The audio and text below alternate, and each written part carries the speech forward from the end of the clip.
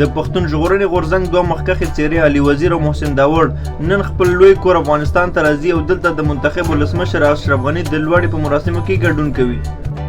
زموږ ویډیو در سره لایک کړئ او سحر میډیا چینل در سره سبسکرایب کړئ. مننه. د پښتون ژغورنې غورځنګ بل فعال غړي عارف افغان او ایاز وزیر سره له نورو مشرانو او ځوانانو کابل ته راغلي. عارف افغان وویل عارف وزیر ما خو د پاکستاني حکومت د لر او بر یو افغان په شعارونو باندې بندي شوم. وروسته مې خپل تخلص بدل کړ او افغان مې ځان ته کېښود. افغان صاحب چې د نیم کال نه ډیر وخت د لر او بر مبارزې لپاره په زندان کې تیر کړل او د دې مبارزې لپاره له خپل سر نه هم تیر وو. عارف افغان د علي وزیر د تره زوی دی.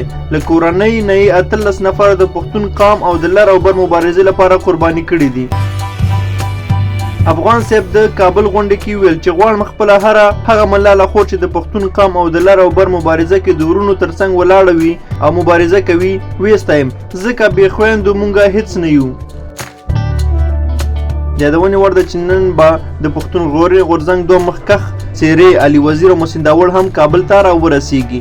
نو دا اوس زموږ د نن ورځې راپور تاسو سره مو شریک کړ. د نورو دغسې جالبه راپورونو دپاره زموږ دغه چینل در سره هرومرو سبسکرایب کړئ. مننه ډېره زیاته. الله مو مل شه.